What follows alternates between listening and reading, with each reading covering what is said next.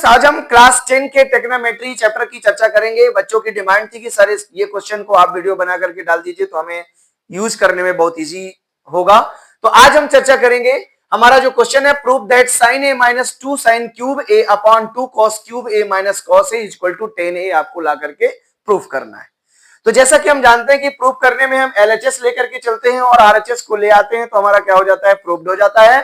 तो उसी प्रकार से हम यहां सबसे पहले LHS लेंगे।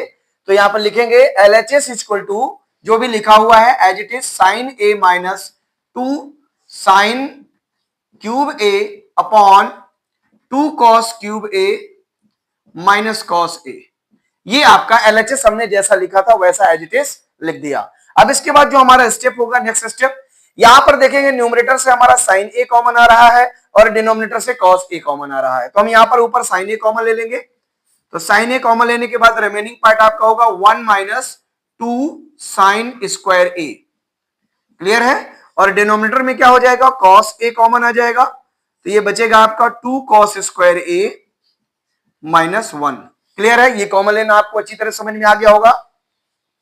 अब स्टूडेंट्स हमें इक्वल टू में क्या प्रूव करना है, 10a।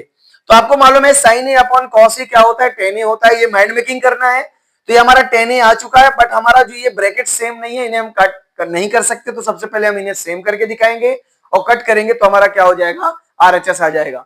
तो यहां पर हम sin a upon cos a को अभी से भी हम 10a लिख सकते हैं, बट आपका जो न्यूमरेटर है ये लिखा हुआ है तो इसको हम क्या लिख सकते हैं, 1 minus 2 into sine square a upon जो डिनोमिनेटर में लिखा हुआ है एज इट इज लिखेंगे 2 cos स्क्वायर a माइनस 1।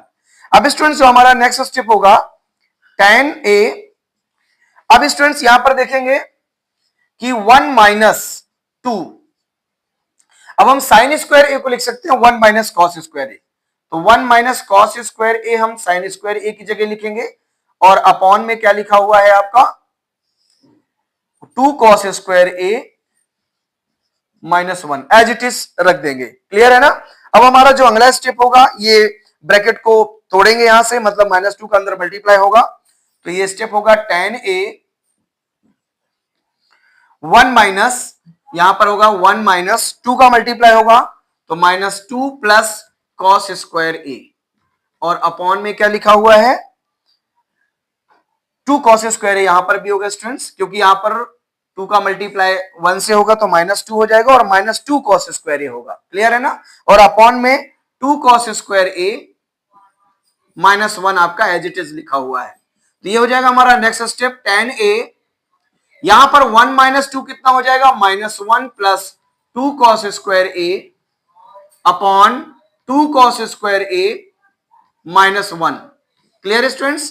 अब देखेंगे स्टूडेंट्स कि जो हमारा न्यूमरेटर और डिनोमिनेटर सेम है, बट अभी थोड़ा सा देखने में अलग दिख रहा है, हालांकि है वो सेम। तो हम इसको सीधा करके भी लिख सकते हैं 10a। इसको हम पॉजिटिव जो नंबर है 2 cos स्क्वायर a को पहले लिख लेंगे 2 cos स्क्वायर a और ये माइनस 1 आपका लास्ट में हो जाएगा और अपॉन में भी क्या लिखा हुआ है 2 cos स्क्वायर a माइनस 1। अब देखेंगे हमारा जो न्यूमरेटर और डिनोमिनेटर सेम है तो इसको हम क्या कर सकते हैं, कट कर सकते हैं। तो ये 1 हो जाएगा। तो 10a का मल्टीप्लाई 1 से करेंगे तो क्या हो जाएगा, हमारा 10a हो जाएगा। और यही हमारा क्या लिखा हुआ है, RHS। यही हमें लाना था, यही हमें प्रूव करना था। तो इस प्रकार से हम इसको RHS लिख के लिख देंगे हैंस प्रूव्ड। Clear students. तो इस प्रकार से ऐसे क्वेश्चंस को हम इजीली सॉल्व कर सकते हैं। तो इसी तरह हमारे साथ जुड़े रहिए, हम आपको आगे इसी प्रकार के क्वेश्चंस पे चर्चा करते रहेंगे। तब तक के लिए थैंक यू।